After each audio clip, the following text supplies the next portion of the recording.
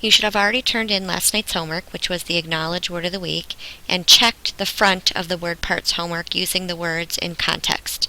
So I'm going to show you what you need to do for your homework tonight in order to get full credit. So the first part of your homework looks like this. You have to choose 2 words that best explain or define the bold root word. So for number 1, you have the word chronological. The first thing I want you to do is look for the word part in the word chronological that we've been studying. In this case, it's chron. And think about the meaning of chron. And that should help you figure out at least one of the words that goes in here. You can also use your foldable to look up the meanings of the words to find the 2 best words that match. But for each word, in addition to circling any 2 words, you also need to go through and identify, either by highlighting or circling or underlining, the part of the word that helps you determine the meaning of the word. The other part of your homework is to do the analogies at the bottom, and I'm going to tell you that you can cross off the first one. It had a couple of different answers, and I wasn't really happy with the way that one worked out, so I'm going to say you can go ahead and skip that one. I've also noticed that with some of these, there could be more than one right answer. So if you want to, you don't need to worry about if you're getting 100% all of these correct. What I'm concerned about is that you're thinking about how the words go together, what kind of a relationship you see between them. And we've talked about the best way of doing that is putting those two words together in some type of a sentence. So I would like to see either a sentence written or some kind of connection between the 2 words, either above it or over in the margin. That way you have something that you need to apply to the second set of words. So I'm going to do number 3 with you because I think that was kind of a hard one. You have the word temporary and permanence, and just like you did before, I want you to go back and find the word part. In this case, it's temp. And I know that temp has something to do with time. And so when I think of something that is temporary and compare it to permanence, if something, oh my,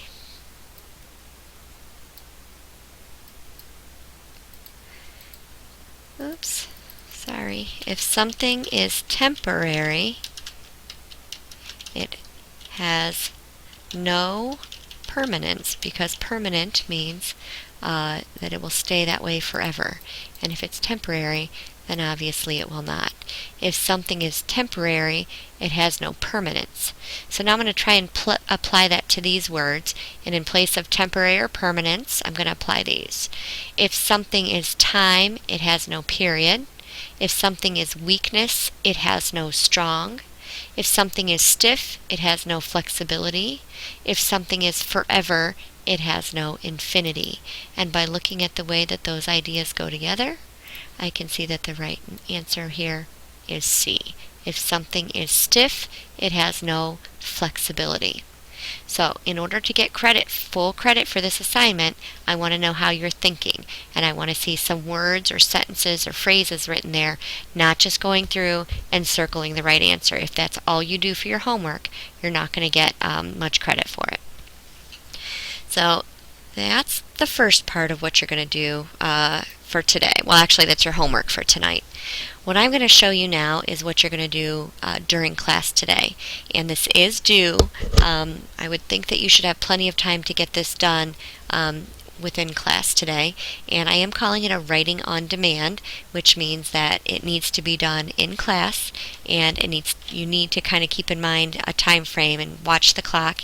And I am taking a writing grade for this. So if you go to our This Week in Language Arts page, actually all of these documents are in your Google Classroom. The first one gives you an explanation of what you're going to be doing. So last week I got a letter from a girl named Bernadette who lives in Fremont, New Hampshire, and she's doing something called the Great American Mail Race. So you can click on the link within your document and it'll take you right to her letter. And you can read it and see, learn a little bit about what her school is like and what her city is like.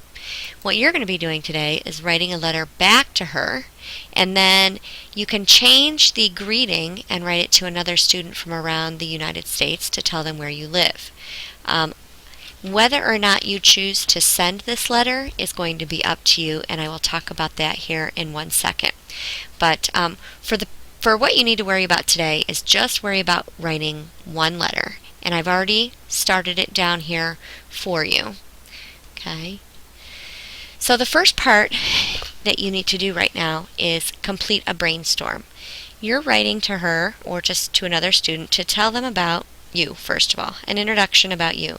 So tell them your name, your school, where you live, facts about yourself and your family. You can talk about pets, brothers and sisters, what you like to do in your free time, hobbies, sports that you play, activities that you're interested in. But we're looking for about 6 sentences that give an introduction about you. The next paragraph then is going to be facts about Chardon Middle School. You could talk about what kind of sports we have, or clubs, field trips that we go on, what grade levels our school covers, what kind of classes we might have that you think might be different from other schools. Okay, but we're looking for 6 sentences about your school. The last paragraph is going to be facts about Chardon. Think about what makes Chardon unique. Think about the kinds of things that she told you that made her city unique. The neat thing about this is if you choose to send it, you're going to be hopefully getting some letters back from people around the United States, and can learn a little bit about different places. So think about Chardon. What are some places that you can go in Chardon? What kind of shopping we have, restaurants, unique things, activities that we can do in the area, fun things to do on the weekend or after school. But we're looking for 6 sentences about Chardon. And then you need just some kind of a closing. Think about how you're going to end your letter.